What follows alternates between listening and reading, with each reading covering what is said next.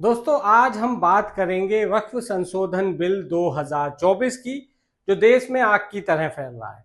ये सिर्फ एक कानून नहीं बल्कि जमीन और अधिकारों की जंग है। आखिर ये बिल क्या है, इससे क्या बदलने वाला है और क्या वक्फ बोर्ड की ताकत को यह बिल कम कर देगा? आखिरकार ये पूरा विवाद है क्या? तो बिना किसी देरी के शुरू करते हैं बेबाक बात। वीडियो में आगे बढ़े उससे पहले यदि अब तक आपने हमारा यूट्यूब चैनल सब्सक्राइब नहीं किया है तो पहले वो जरूर कर ले। वीडियो को ज्यादा से ज्यादा शेयर करें और पसंद आए तो लाइक और कमेंट करना ना भूलें। दोस्तों, सबसे पहले जानते हैं कि वक्फ होता क्या है। वक्फ अरबी शब्द वकूफा से लिया गया है, जिसका अर्थ है ठहरना या रोकना। इस्लाम में जब कोई व्यक्ति अपनी संपत्ति को धार्मिक कारणों से या ईश्वर के नाम पर दान देता है तो इसे वक्फ कहा जाता है। सामान्य शब्दों में समझाएं तो वक्फ का मतलब होता है किसी भी मुस्लिम व्यक्ति द्वारा अपनी संपत्ति को धार्मिक, सामाजिक या जन कल्याण के कार्यों के लिए दान देना। ये जमीन, दुकानें, मकान या कोई भी प्रॉपर्टी हो सकती है। वक्फ की संपत्ति का संचालन करने के लिए ही वक्फ बोर्ड बनाए जाते हैं, जो स्थानीय और राज्य स्तर पर बने होते हैं। उदाहरण के लिए उत्तर प्रदेश और बिहार जैसे राज्यों में अलग अलग सिया और सुन्नी वक्फ बोर्ड भी हैं। ये राज्य स्तर पर वक्फ की संपत्तियों की देखरेख करते हैं, जिसमें संपत्तियों का रखरखाव और उनसे होने वाली आय का प्रबंधन यानी मैनेजमेंट शामिल है। केंद्रीय स्तर पर सेंट्रल वक्फ काउंसिल राज्यों के वक्फ बोर्ड को दिशा निर्देश देने का काम करता है। भारत में कुल 30 वक्फ बोर्ड है, जिनमें से अधिकांश के मुख्यालय राज्यों की राजधानियों में स्थित है। इन बोर्डों को वक्फ संपत्तियों के मैनेजमेंट और देखभाल की जिम्मेदारी सौंपी जाती है। भारत में वक्फ कानून नया नहीं है। ये कहानी शुरू हुई थी 1923 में, जब अंग्रेजों ने वक्फ को कानूनी पहचान दी। फिर 1954 और 1995 में इसमें बड़े बदलाव हुए। 2013 में वक्फ की ताकत को और बढ़ाया और अब 2025 में मोदी सरकार इसे बदलने जा रही। अब सवाल उठता है, क्या बदलेगा इस नए बिल में? बता दें कि भारत में रेलवे और रक्षा मंत्रालय के बाद सबसे ज्यादा जमीन वक्फ बोर्ड के पास ही है, और यह जमीन थोड़ी बहुत नहीं बल्कि 9.4 लाख एकड़ बताई जाती है। यह क्षेत्रफल दिल्ली, मुंबई और चेन्नई के कुल क्षेत्रफल से भी ज्यादा है। इससे आप अंदाजा लगा सकते हैं कि भारत में वक्फ बोर्ड के पास कितनी अधिक जमीन है। मगर सवाल यह है कि आखिर ये विवाद शुरू कहां से हुआ। मुद्दा यह है कि कई बार वक्फ बोर्ड बिना किसी को बताए ही किसी की भी जमीन अपनी संपत्ति घोषित कर देता था, और अगर आपको आपत्ति है तो आपको कोर्ट में जाकर इसे गलत साबित करना पड़ता था। यानी आपकी अपनी जमीन पर आपका ही हक खतरे में पड़ सकता था। इसलिए सरकार इस कानून में बदलाव कर रही है। यह बिल 3 बड़े बदलाव लाने वाला है। पहला बदलाव, वक्फ बोर्ड अब बिना सरकारी अनुमति के किसी भी संपत्ति को वक्फ संपत्ति घोषित नहीं कर सकता। पहले वक्फ बोर्ड खुद ही किसी भी जमीन को वक्फ घोषित कर सकता था।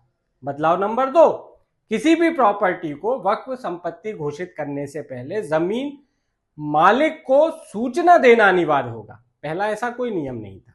बदलाव नंबर 3, अब कोई भी व्यक्ति जिसकी जमीन को वक्फ घोषित किया गया हो वो तत्काल इस फैसले को चुनौती दे सकता है। पहले यह प्रक्रिया बेहद मुश्किलों से भरी थी। कुल मिलाकर इन 3 बदलाव सहित केंद्र सरकार वक्फ कानून में 14 प्रमुख संशोधन करने जा रही है। मुस्लिम समुदाय का एक बड़ा हिस्सा इन संशोधनों के खिलाफ है और उनके विरोध के कारण इस मुद्दे पर अब राजनीति भी गर्म है। सरकार ने जो वक्फ संशोधन पेश किया है, केंद्रीय अल्पसंख्यक मामलों के मंत्री किरेन रिजिजू ने 8 अगस्त 2024 को लोकसभा में वक्फ संशोधन विधेयक 2024 और मुसलमान वक्फ विधेयक 2024 पेश किया था। हालांकि बाद में इस विधेयक को ज्वाइंट पार्लियामेंट्री कमेटी यानी जेपीसी के पास भेज दिया गया।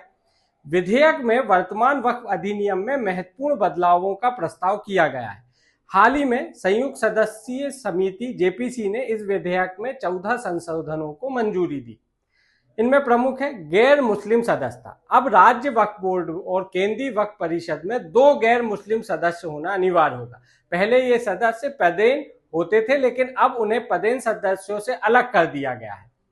महिला प्रतिनिधित्व, वक्फ अधिनियम 1995 की धारा 9 और 14 में संशोधन कर वक्फ बोर्ड की संरचना में महिला प्रतिनिधियों को शामिल किया जाएगा, जिससे लिंग समानता सुनिश्चित हो सके। सत्यापन प्रक्रियाओं का सुधार, वक्फ संपत्तियों के दावों के लिए अनिवार्य सत्यापन प्रक्रिया लागू की जाएगी ताकि पारदर्शिता बढ़ सके और अवैध कब्जों पर रोक लगाई जा सके। जिला मजिस्ट्रेट की भूमिका। वक्फ संपत्तियों की निगरानी में जिला मजिस्ट्रेट की भूमिका को बढ़ाया जाएगा, जिससे प्रशासनिक निगरानी में सुधार होगा। वक्फ बोर्ड की शक्तियों में कटौती। वक्फ बोर्ड की अनियंत्रित शक्तियों को सीमित करने के लिए कुछ प्रावधान हटाए जाएंगे, ताकि वे बिना उचित जांच के संपत्तियों को वक्फ घोषित न कर सके। हमने इस बारे में आपको पहले ही बता दिया है। क्या वो संशोधन? वक्फ संपत्तियों का डिजिटलीकरण। वक्फ संपत्तियों के बेहतर प्रबंधन के लिए उनका डिजिटलीकरण किया जाएगा। ऑडिट प्रणाली में सुधार। वित्तीय पारदर्शिता सुनिश्चित करने के लिए वक्फ संपत्तियों की ऑडिट प्रणाली में सुधार किया जाएगा। अवैध कब्जों की रोकथाम। अवैध रूप से कब्जा की गई वक्फ संपत्तियों को वापस लेने के लिए कानूनी प्रणाली में सुधार किए जाएंगे। वक्फ बोर्ड के सदस्यों की नियुक्ति। राज्य सरकार को वक्फ बोर्ड के सभी सदस्यों की नियुक्ति की अनुमति दी जाएगी, जिससे नियुक्ति प्रक्रिया में पारदर्शिता आएगी। वक्फ न्यायाधिकरण की शक्तियों में वृद्धि। वक्फ न्यायाधिकरण की शक्तियां बढ़ाई जाएंगी ताकि वक्फ में संबंधित विवादों का जल्दी निपटारा हो सके। अनाधिकृत हस्तांतरण पर सख्ती। वक्फ संपत्तियों के अनाधिकृत हस्तांतरण के खिलाफ कड़ी सजा का प्रावधान किया जाएगा। मुख्य कार्यकारी अधिकारी की नियुक्ति। वक्फ बोर्ड के लिए एक वरिष्ठ स्तर के अधिकारी को मुख्य कार्यकारी अधिकारी के रूप में नियुक्त किया जाएगा, जिससे प्रशासनिक कार्यों में सुधार होगा। वक्फ संपत्तियों का कंप्यूटरीकरण। वक्फ संपत्तियों के रिकॉर्ड को कंप्यूटरीकृत किया जाएगा, जिससे डेटा प्रबंधन में सुधार होगा। वक्फ बोर्ड की संरचना में बदलाव। वक्फ बोर्ड की संरचना में बदलाव किया जाएगा ताकि विभिन्न समुदायों का प्रतिनिधित्व सुनिश्चित हो सके और इसे अधिक प्रभावी बनाया जा सके। केंद्रीय मंत्री किरेन रिजिजू का कहना है कि इस विधेयक में किए गए प्रावधान संविधान के किसी भी अनुच्छेद का उल्लंघन नहीं करते। इसके बजाय यह विधेयक उन लोगों को अधिकार देने के लिए लाया गया है जिन्हें आज तक उनका हक नहीं मिला।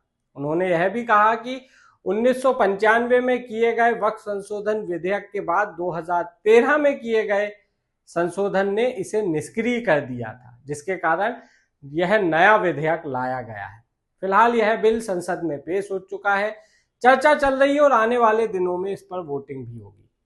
तो दोस्तों, वक्फ संशोधन बिल 2024 को लेकर आपकी क्या राय है? क्या सरकार सही कर रही है या इसमें और सुधार की जरूरत है? कमेंट में हमें अपनी राय जरूर बताएं और ऐसे ही बेबाक और सटीक विश्लेषण के लिए हमारा व्हाट्सएप चैनल ज्वाइन करें।